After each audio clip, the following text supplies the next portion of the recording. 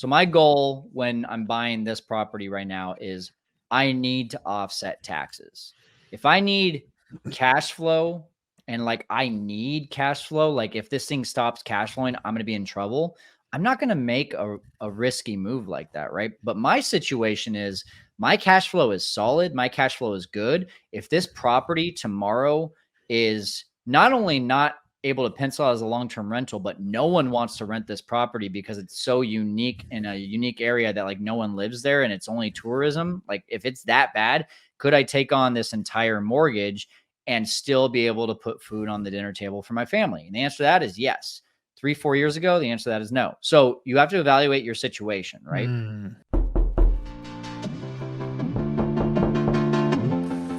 Who's this? Oh, you're an entrepreneur? Oh, you're a real estate investor. Oh, you're trying to learn from those who did it. Well, come into the lab then. Put your white coat on, gloves on, notepad, and let's build, y'all.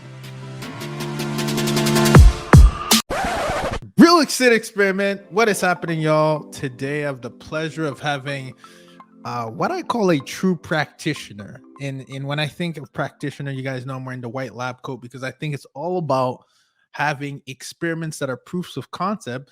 And this gentleman, before I introduce him, what I like is just looking into his story. There was no direct path. And usually people will look at the end result and not see the process that goes behind the experiment. So I'm very, very interested, and I hope that you guys will feel empowered to have this fine gentleman that we call the fearless investor, which I really want to ask him on the air, like where that came from. But we know him as the fearless investor, Kyle Stanley, here in the lab, also the host of the Fearless Investor podcast, which I had the pleasure of kind of geeking out in the lab with him as well, weeks ago. And just what you've done, being surrounded with the like-minded individuals that we have in our network due to the receipts that you've been able to show, right? And I'd love to hear where we're at today. But from what I know you're like the arbitrage king when it comes to having a proof of concept and running away with it. But that was not always your background. And you've done this pretty quickly, where we're looking at anywhere from, I'd love to hear where you're at, because I know it's a very dynamic portfolio. We're talking about buying and selling, but just around 60 to 70 arbitrage properties that you've done at this time and scaled into a real business. But that wasn't always your background. So without further ado, welcome, Kyle. What's happening, brother? Not too much, man. One real quick, just change on that. So the majority are actually co-host management, not arbitrage. So just want to make sure everyone knows that. Perfect. So that's good. It's funny because when we talk in our space, co-hosting, we talk a lot. Some people will say, "Oh, you're a management company." Some say a co-host. So I'd love to actually hear it from you. When you introduce yourself to someone, what is it? What is the angle that you take? Because I'm glad you made the correction, but how do you define your business? And then I'm going to reverse engineer how we got there. Well, when I'm speaking to my colleagues like you, I'm a co-host. When I'm speaking to a potential lead, I manage short-term rentals. And then when I'm speaking to someone in the legal world, I'm a hospitality manager. So I'm three different things, but all doing the same. I love that because it's all about branding and positioning, and people can't do business with you if they don't understand what you do, right? Yeah. So I like that you have that mold, and we all should, because even when you hear short-term rentals or you hear Airbnb, if I'm talking to somebody who doesn't know, it's Airbnb because they're familiar with it, right? And then in our industry, I know some people feel, well, it's not just an Airbnb business. You're building your business on Airbnb. Depends who I'm talking to, right? So Kyle, from what I understand, you were a TV sports anchor at least early stages in your career, right? Am I correct on that? Yeah, you got that. So tell me about the trajectory. I know you're an entrepreneur. You had businesses, you did some MLM, you did some sales. Tell me about, what you think was the biggest key takeaway from those experiments, or at least what I call experiments, and what did you wish you would have known early? Or maybe is there some fundamental truth or principle that you learned along the way that you want to share with us, or maybe you learned after, because sometimes we get to the conclusion we learn after. Want to tell us about that specific transition? I love that question because most people are just going to ask, what were you doing before short-term rentals? I'm guilty of that too on my podcast. So good for you for doing some research. But yeah, during the time of being a struggling entrepreneur, I think you hit it pretty much on the head. Like, you know, the sports anchor world, what I learned from that was I don't like working for someone else. So that was like the key takeaway there. And that's when I decided to become an entrepreneur and I started a business. And then when I got into owning my own business, honestly, Ruben, like I just thought, oh, you know, if you have a good idea, you know, it's going to be a successful business as long as you work hard, right? And you keep your head down and you just fulfill what you promise to people. Well, I didn't realize there's this whole thing of like economics and understanding like what your time is worth. And what I realized was that I could have the best service in the world, but it wasn't always going to put basically food on the dinner table, because I was over promising and also over delivering in my role. And that really meant that I just wasn't making enough. I was making pennies on the dollar. And so, you know, I was making 20, 30, $40,000 a year on a good year. And that was because I just I didn't seek out a mentor. I didn't seek out help. I didn't seek out someone who said, here's how you figure out exactly how to set up your business, how to figure out what to charge,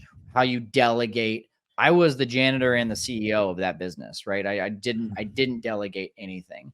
Then as I got into multi-level marketing, I really learned about how to position myself as a leader and to delegate some of those things, or at least to try to recruit great people into my team that could then help build this. You know, what I was going for was an empire, right? But try to build this business and make money in my sleep. And that it was really like, that was the first time I ever heard the word passive income. So that was really the big takeaway in multi-level marketing. Was I was 26 years old and I was on a call with this guy and he was like, yeah, this is a great opportunity for passive income. And I literally was like, I don't know what that is.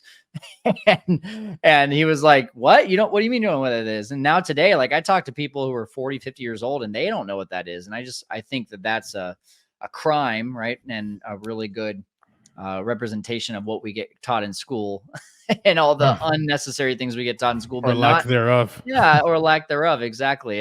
And so when I started to kind of bang my head up against the wall with this business, and then also with the multi-level marketing, I was like, you know, it's just, there's got to be something that's easier. There's got to be something that actually produces truly passive income.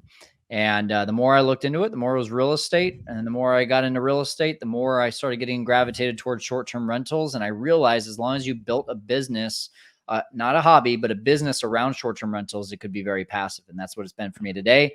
We're at right around 50 properties, a combination of ownership, arbitrage, and co-hosting, mainly co-hosting.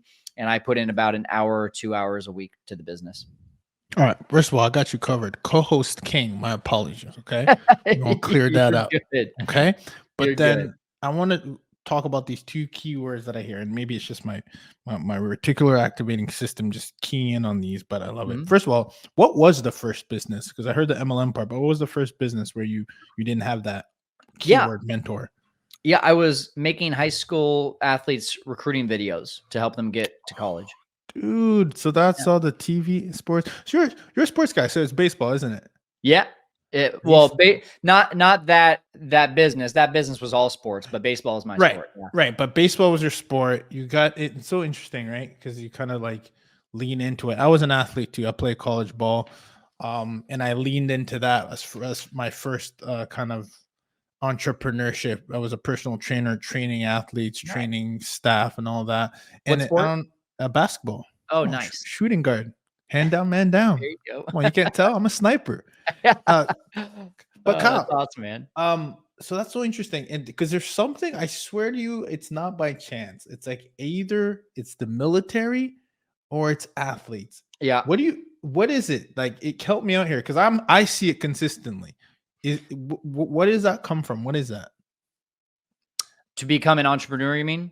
Yeah, like I see. Yeah, like consistently. Either military or sports. What do you think that is? I think it's discipline. I think it's a number of things, but what I love about sports was that early on, right? It teaches you, the world is not fair, right? Like Mm. if one of your teammates is talking while the coach is talking, that teammate's not just running, the entire team is running. And it's like, what? Why is the entire team running? Well, guess what? Life's not fair. Like you just got to figure it out. And so it teaches you that. I think it teaches you, you hear a lot about Gary V and Ed Milet and all these guys talking extreme ownership, Jocko Willink. Mm-hmm. I think I already had that in me because it was like sports taught that to me, right? Like if we lose as a team and it's all of our faults. Even the guy who didn't even play in the game, he could have done something to help with that win. And so I think it's extreme ownership. And then I think it's just the discipline of knowing that like if I don't show up, then someone else is going to be better than me. And Ooh. I think in the business world, right? Like I'm not really worried about someone else being better than me. At least, I started in flipping. There's enough business to go around. I'm now in short-term rentals. I was kind of the monopoly of short-term rentals in my area. But even then, like I've been helping other people get their business started, even in my own backyard. And I just believe in an abundance mindset that there's enough business to go around. Didn't get that mindset from sports. I don't think sports is great at giving you an abundance mindset. I think it's more about, competition.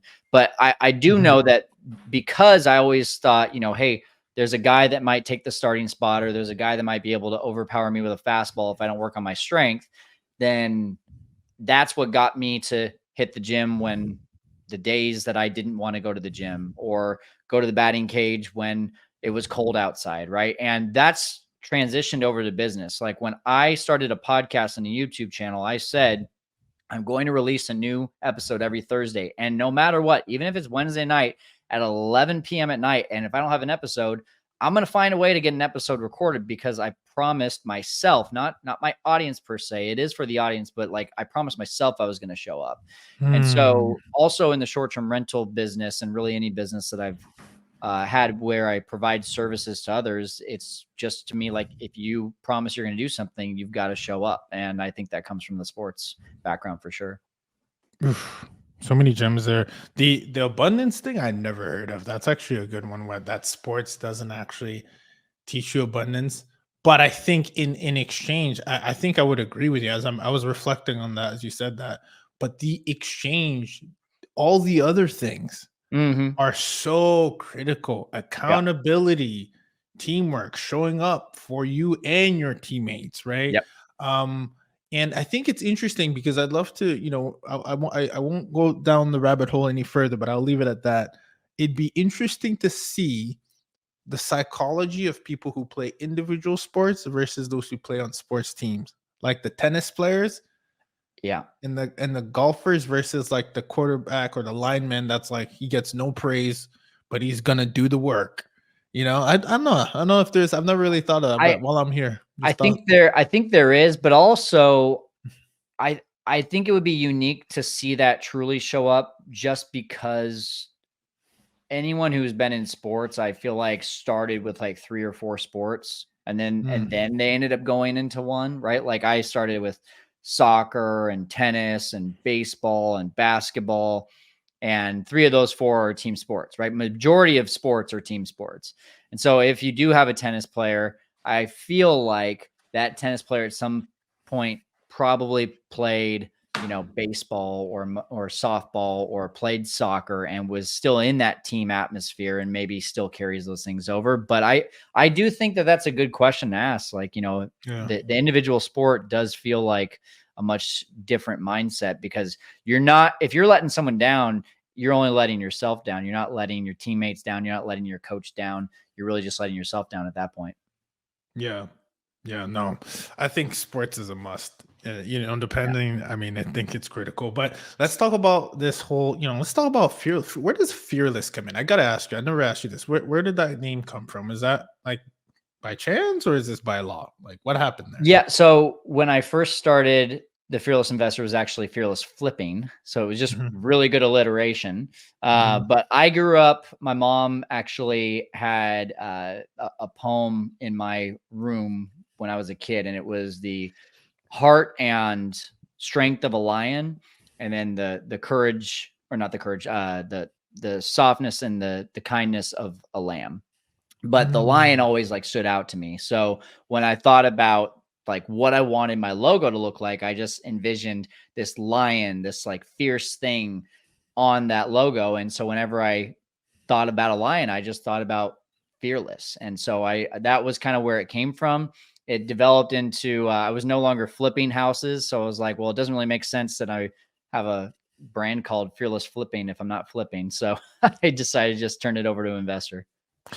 Experiment Nation, you've heard the word MTR, mid-term rentals, as it is currently a hot topic and hot commodity right now because, again, there has been an increase in short-term rental regulations, and there also has been, let's face it, a slowdown in what we were experiencing a couple years back when it comes to bookings. So with that said, short-term rental operators are looking for alternative solutions to tap into the mid-term rental space. However, there is a sub niche of mid-term rental insurance that I'm truly excited about, that I want to share with you, that the experience that we've had, the tremendous results we've been able to have, and that's the insurance mid-term rental space, which is very different than your traditional mid-term rentals. When you think of traditionally mid-term rentals, you think of travel nurses.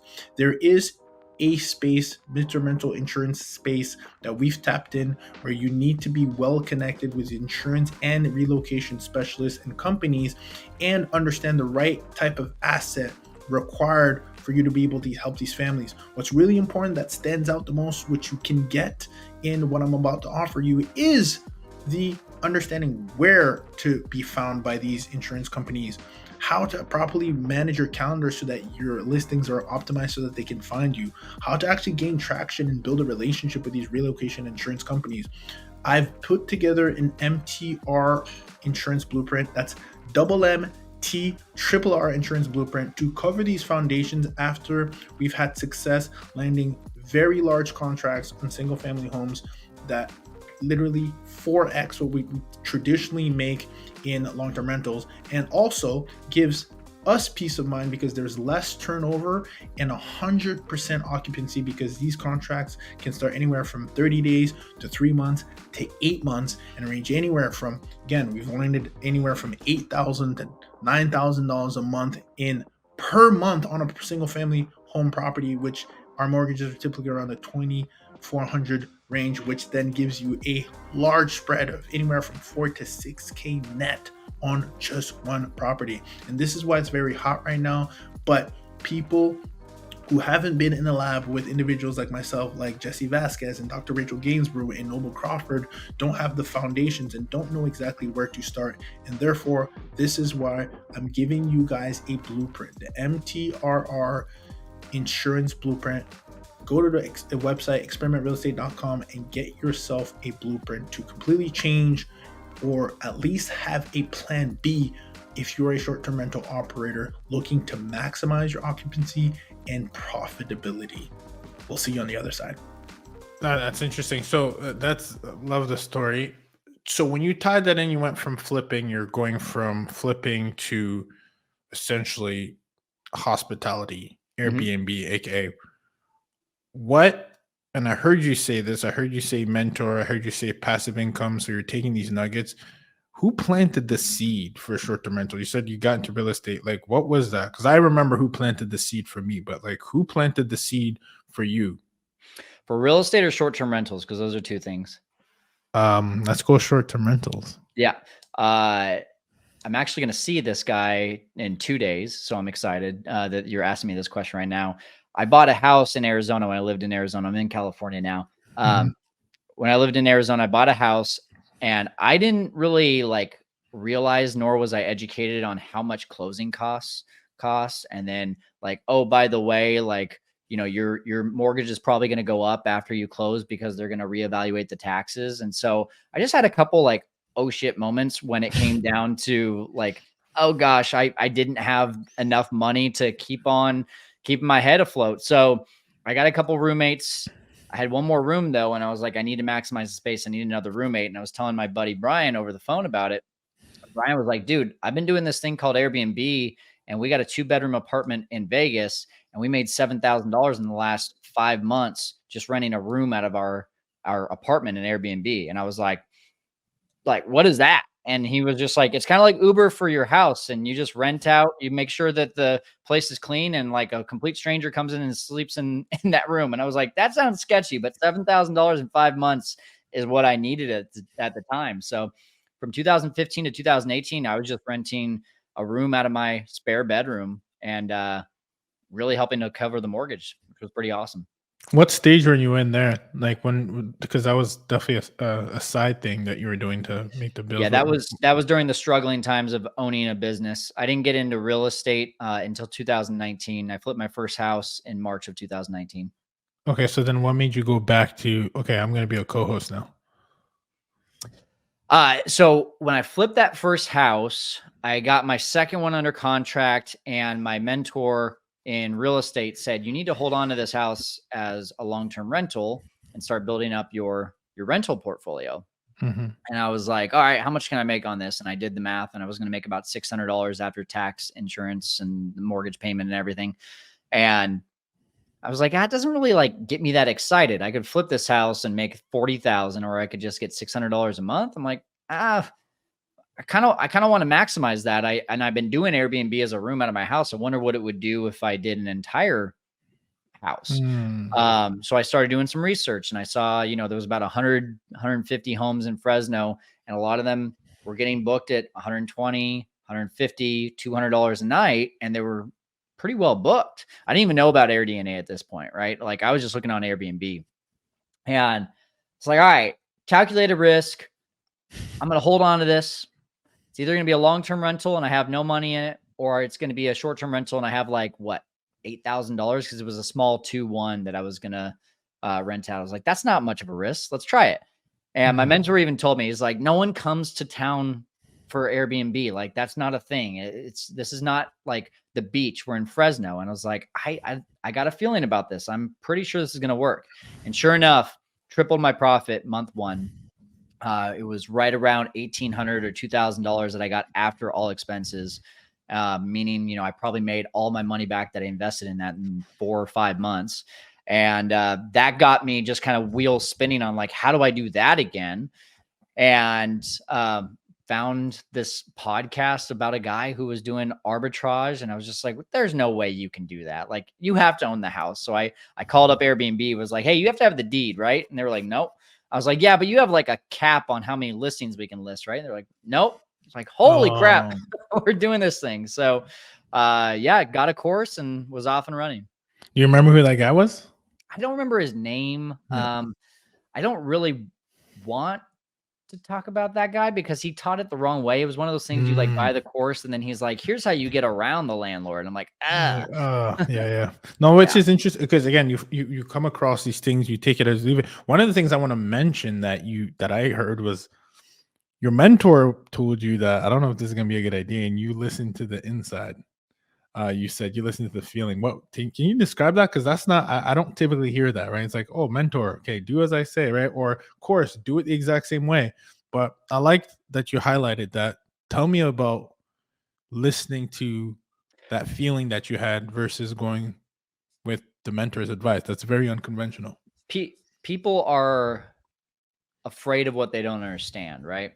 Like, I just asked him, like, why shouldn't I do it? And he was like, well, because like it's not going to get booked. I'm like, yeah, but then what's the worst case after that? I sell the furniture and then I put a long-term renter in there. And he was like, oh yeah, that's actually a really good worst case scenario. So I was like, yeah, I mean, I'm really not taking a risk here. And so I was actually, just by asking him some questions, able to kind of get to a place where he was like, yeah, this actually is a decent idea. So we had an open conversation about it, but it is funny because like I've been in rooms where people will be like, people that are doing Airbnb are crazy. And I'll walk right up to them and be like, why is that crazy? And they'll be like, because they're going to get over leveraged and yada, yada. I'm like, yeah, but if they buy the deal right and it can cash flow as a long-term rental, then they have that as a backup plan. Right. And he's like, oh yeah. And, a couple people have said this to me. I'm like, yeah. So like, I understand where you're coming from, but you have to, what I understand when you say something like that is you just are kind of scared of this because you don't understand all the facets of it. But if my worst case scenario, if I can live with my worst case scenario, but the best case scenario, like either changes my life or gets me jacked up excited, then like I'm going to do it. Yeah. And that's very typical, by the way. It's whether it's a family, friend, it's not personal. It's just Yeah. that sometimes they're projecting their own fears onto you. And if you have a better understanding, which we do as operators or as someone that's within your business, then you're taking calculated risks that you understand. Yeah. But from the outside in, it looks reckless or fearless, right? But I want to you said something very interesting about long-term rentals being able to go from a long-term rental as a backup plan. What would you say to someone who's listening who's like, hey, these deals, these interest rates doesn't even make any sense from a long-term rental. What's my backup plan? What is your take on that? Because I've heard different kind of arguments, and we're speaking the fearless Kyle over here. So what would you say to someone who's saying, hey, this deal doesn't pencil out as an LTR for my exit strategy? What it makes Kyle still move forward, or does Kyle move forward or not? Yeah, that's a really great question. I'm actually glad you asked this question now. If you asked me this 3 months ago, I probably would have been like, I just wouldn't do it. But I came across a couple deals, and I'm actually closing on one right now that it doesn't pencil out as a long-term rental. And so what I just did there was I had to weigh like, what's the goal here? So my goal when I'm buying this property right now is I need to offset taxes. If I need cash flow and like I need cash flow, like if this thing stops cash flowing, I'm going to be in trouble. I'm not going to make a risky move like that, right? But my situation is my cash flow is solid. My cash flow is good. If this property tomorrow is not only not able to pencil out as a long-term rental, but no one wants to rent this property because it's so unique in a unique area that like no one lives there and it's only tourism. Like if it's that bad, could I take on this entire mortgage and still be able to put food on the dinner table for my family? And the answer to that is yes.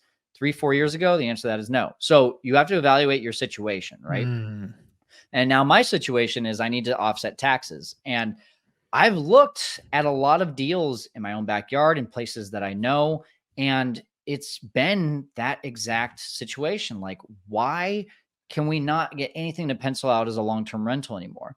So I've got two options there. Number one, which is the route that I went on this property, I was looking at North Carolina and Kentucky, and both areas, right? I called the realtors who were like really big on these deals, and I said, what if we get banned tomorrow? And they were able to give me exact scenarios in that state and in surrounding cities where a ban was attempted, but the state laws or the ordinances, or just because it's either a blue state or a red state, ended up being one of those situations where they said, we're going to grandfather everyone in, they're going to get a permit, and then no future ones. So that actually was really valuable for me because now that shows me, hey, if I can get a great deal right now and get it permitted and then it does get banned, that's actually really great for me because then I get grandfathered in, and there's no such thing as saturation in this market because there's a cap on it.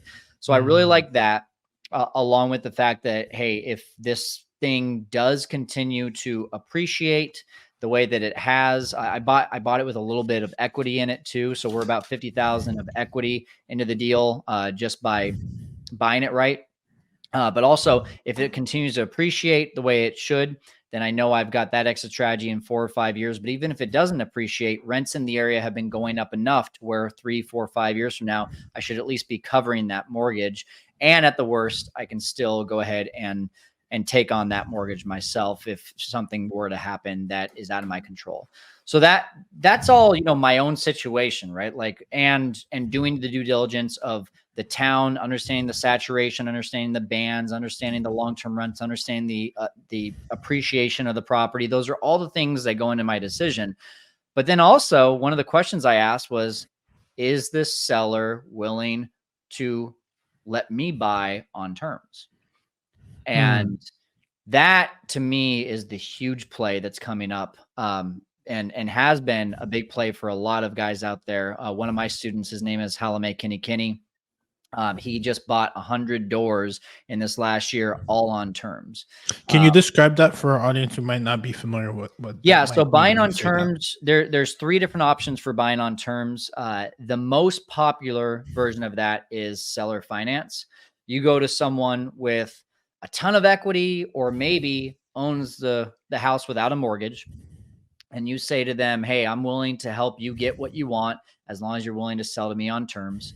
And you negotiate a down payment, you negotiate an interest rate, you negotiate a balloon payment, you negotiate all the terms of that deal right there with that person. What's great about that, I don't have to go and get a loan. I don't have to get pre-approved. It doesn't go on my DTI. And it's something that now I'm essentially making that person the bank, right? And I get to cut all the banks out. So that's the most popular. I think we've all at some point done something like that. Even when you go and you get your car, right? Most of the time sometimes that's being financed even through the dealership. Sometimes they don't even outsource that. The second one is called subject to, where I'm taking over the current loan. And that's a situation, right, where like the seller is in a situation where they're saying, I want to sell this property. However, if I sell on the MLS, I'm probably going to take a hit, or I'm not going to be able to get the amount that I need in order to move into my next property. And when you buy a property subject to, what's awesome about that is you take over the current loan and you negotiate the down payment that you give to that person in order to buy it. So we bought a house subject to about 3 years ago. We spent $5,000 to take over this loan, which was an interest-only loan at $450 a month. This is not a short-term rental, by the way. It's in a really bad part of town in Bakersfield, California. But we paid $5,000 to get a property that was worth $180,000. And we took over the loan and got $450 payments per month. And then we ended up renting it out to a long-term tenant at $1,300 a month. So we're cash flowing $850 a month on a property that only cost us $5,000 to purchase. And what was great about that was that person was in a situation where they were like, she was old. She was very much like, I don't have any income coming in. I just want to go live with my family. I don't want to have to worry about this payment anymore. I'm behind on it 4 or 5 months. And for that reason, we solved her situation. And so that's a little bit more intricate, right? Then that's a little bit more of a conversation, and there's an art to kind of pitching that, because you really have to educate the seller. And then the last one is a lease option, which we don't even need to necessarily get into that. But for any of you that are doing arbitrage, one thing that you could do right now is say, hey, instead of me just paying you rent, can I pay you rent going towards the principal for me to buy this house in 3 to 5 years? And once again, every single payment now that you pay towards that home, instead of going to rent, goes towards principal, maybe some towards principal, some towards interest. And then you refinance, or you officially buy that property at the end of that contract. And that's when you go to the bank. So those are the 3 options. I'm not going to pretend like I'm an expert in any of those, but I am putting those fishing lines out there right now because of all these foreclosures that are coming up, all of the interest rates that are making properties really hard to sell. I'm having conversations on a weekly basis with sellers or realtors right now about creative financing subject to seller finance, any of those. God, I'm glad you went there, because that was going to be my next question is, you talk about, buying on terms and putting that fishing line out there. I always like to think of who, not how, but maybe it's in-house. Who is the who that if someone's listening that they should be getting familiar with? And when you're talking to the who, what is it that you're asking them to do for you? You're talking about when I'm talking to a seller? When you're looking for if for someone who just got like a moment of enlightenment and they just heard buying on terms, Mm, what's mm. the tactical next Yeah, best yeah. to align with to get in front of these deals? So first of all, if you have a good beat on your market, then you're already ahead of the game. But if you don't, the first thing I would do is I would go to realtors in your market and say, "Hey, what have you been seeing?" And I just had lunch with a realtor the other day, and he was like, "Hey, we've almost doubled in the number of listings in this last 6 months here in Fresno." And he goes, "We've suddenly kind of caught up with the rest of California, and we're starting to see that it's going to be hard to sell these properties." And so that led to a conversation where I said, "Which of your properties do you feel like, is that you're having your toughest time selling?" And we got to talking about, hey, we got this. It's listed for 470. It's got a pool. It's renovated. It's beautiful. It's in a great part of town. And I pitched him the idea because what we found out was this guy he was representing owned the property free and clear. I said, ask this guy if he's open to seller finance. And he was in his 80s and he had been a real estate investor for a while. So I already knew this guy was going to probably know what I mean by buying on terms and seller finance. Mhm. We didn't get to a point where we were able to get a deal done, but that was the first step in me, understanding my market, right? And knowing that there's going to be a lot of listings that have been on the market for 30, 60, 90 days. But it also led to me having a conversation with a realtor who's going through that with some of his clients, and I could potentially be an asset to that realtor. So lots of conversations with lots of realtors is number one. Number Mhm. two, in your free time, I would just go on to Zillow and start looking at what properties have been listed for 30 days or more, maybe even 60 days or more if you really have a ton of properties that have been listed for a long time. And pick up the phone, talk to that real estate agent, and just straight up, ask like, are there any offers on this property right now? Have you gotten any in the past? What happened? What seems to be the reason this isn't selling? Mhm. I'm not a realtor. I'm not. I'm asking for your representation. You would represent me essentially on the purchase, but I want to buy this property on terms. And that would be like the cold calling route that I would probably do. And if you even want to take that one step further, you can go get something like Property Radar and actually find that property, find the seller, and cut out the realtor in the middle if you don't need a realtor involved in that. So lots of conversations with realtors, and then cold calling from Zillow or Property Radar would be really where I would go. No, that. Thanks for sharing that. I appreciate that. Tell me about, as we're looking in this right now, for the interest of the timing of this. We're in kind of, again, evergreen content, but as it relates to our marketplace or Q4 of 2023, can't believe it. Uh, you've continued to scale. Was there a point where you said, "Hey, let me put a pause on the co-hosting and let's maintain what we got," or are you, I know we were talking offline, you're liquidating and also, or again, I shouldn't make any assumptions, you're buying and selling at the moment? Is that like a 1031 play, or is that more of a, again, I want to make sure that the tax man sees Yeah. it, sees what they're supposed to see on the balance sheet? What's Yeah. the Yeah. strategy here? No, you're good. So yeah, offline we were talking about buying and selling, not selling properties. When the time is right, I'll be sharing with you what I'm selling, but I'm not Mhm. not gonna reveal that quite yet. Mhm. But I'm definitely at a point where I'm like, all right, the business has created the cash flow that I need. The only thing that's really motivating me in the co-hosting management business is just making sure that all of our people are taken care of. So when I know that one of our employees is needing to make some more money, then my thought is, okay, maybe I turn that switch back on and try to go find some more properties that we can manage for other people. But luckily, that's always been a pretty passive part of our business to where people are calling me. I don't have to do a whole lot of marketing to go find properties for the co-hosting or the arbitrage side. So right now, I want to buy as much as possible. Last year we bought a 132 unit storage facility, our first commercial deal. Oh, good for you. Congrats. Yeah, closing on two properties right now. One is actually half a mile away from Notre Dame University, which is going to be Mm. awesome. The other one is in Kentucky. And yeah, I mean, I kind of looked back on it, and from 2021 to really like middle of 2023, I just haven't bought a whole lot. And now it's kind of going back to what do you need? And for us as a family, what I need is, we don't need any more cash flow. It's always nice to have more cash, but now I've got a daughter. She's 9 months old. We're thinking about, all the things coming along with parenthood. And it's now got us in the mode of like, all right, what about when she's ready to go to college, if she wants to go? What about when we're, maybe not on this earth anymore? What are we leaving behind? And for me, it's, kind of solidifying that nest egg. Good for you, man. I love that, coming full circle.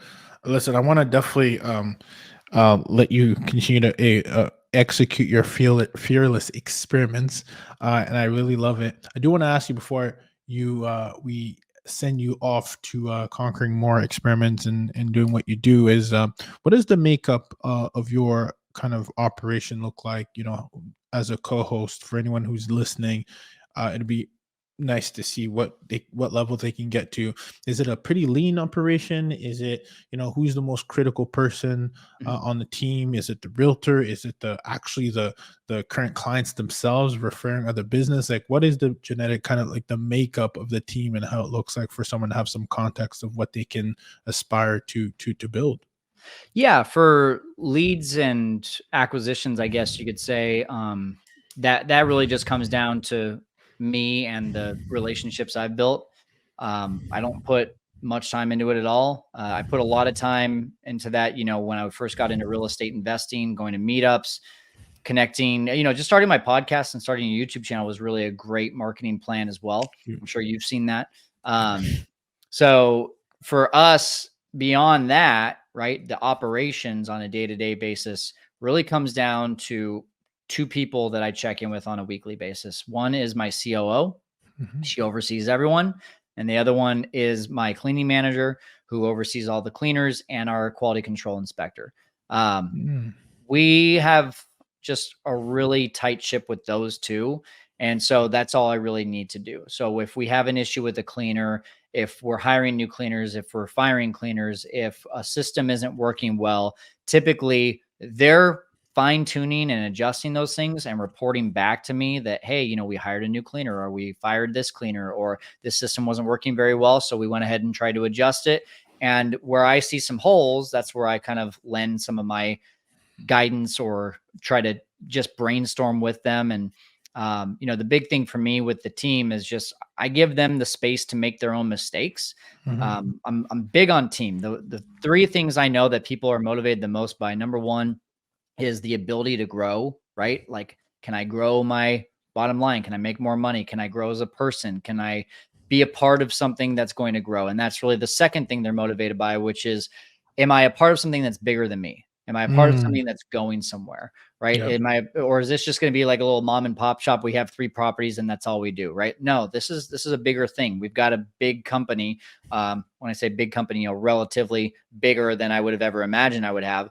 And then the last one is, the ability to make mistakes on their own and face challenges, right?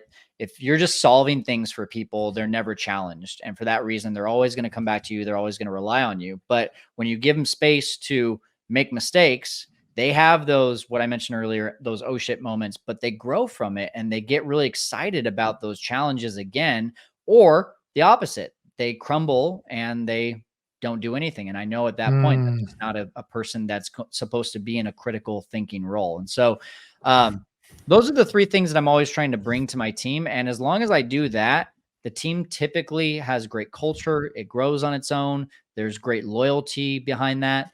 And, we've got the cleaners, we got the handymen, we got the inspectors and all that too. But those are the 2 that I really pour most of my time into. That's interesting. The CEO and the manager, etc., do they manage the different states, the Fresno, Phoenix? So we're not in Phoenix anymore. Okay.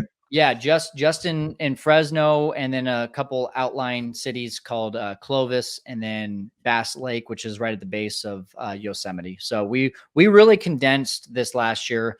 Since last year, we really said like, hey, we're only going to focus where our dollar per hour goes the furthest. So we've gotten rid of a lot of the small units. We've gotten rid of a lot of the ones that did well back in 2021, but we're kind of like going downhill in 2022.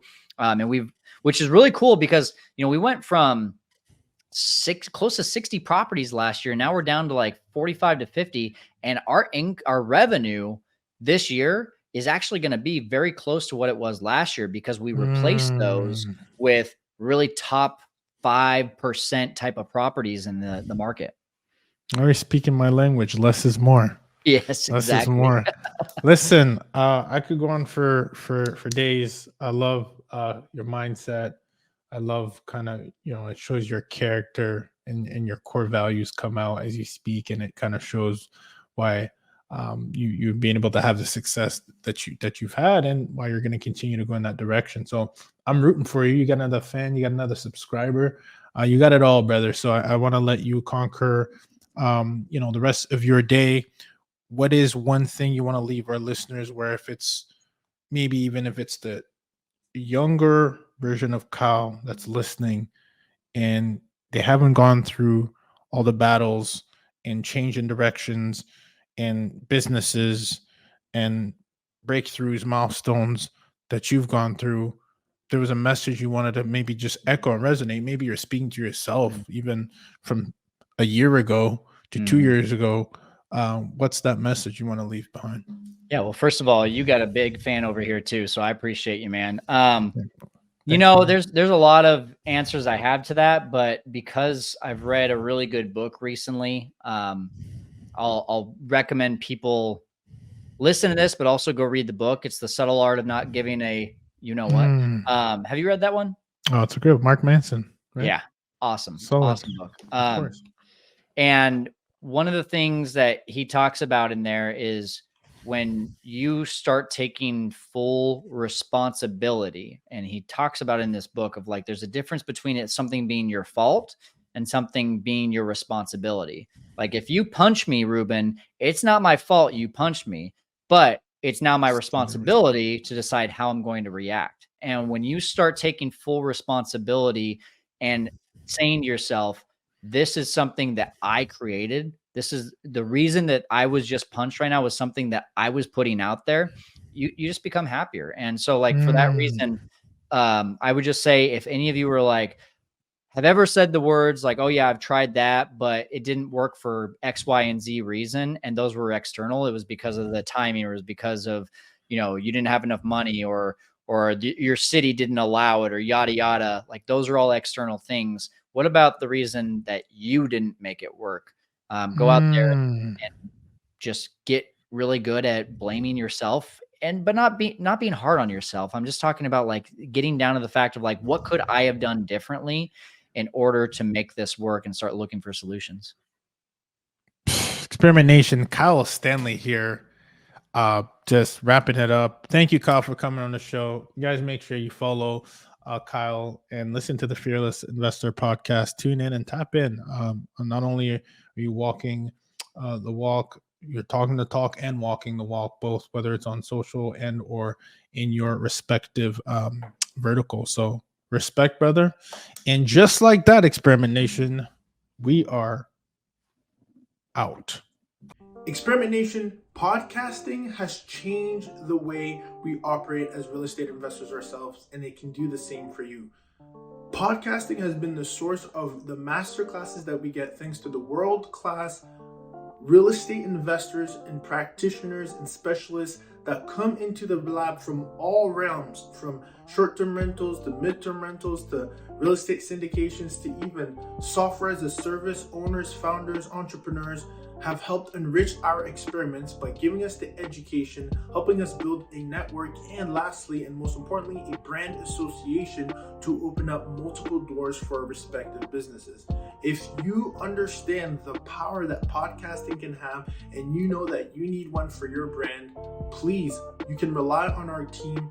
InvestedTalent.com is my team and the team that helps this podcast, the Real Estate Experiment, become the fruition each and every single week to educate my community, build relationships on the air, and continue to build our brand. If you know that you need to do the same for your brand and you haven't pulled the trigger yet, maybe because you don't know how, our company, investedtalent.com, does the end-to-end from the time that you record to the time that it is published to even repurposing content on multiple social media platforms. That's what my team can do for you. Simply go to investedtalent.com and book a discovery call to see how my team can help you launch your podcast.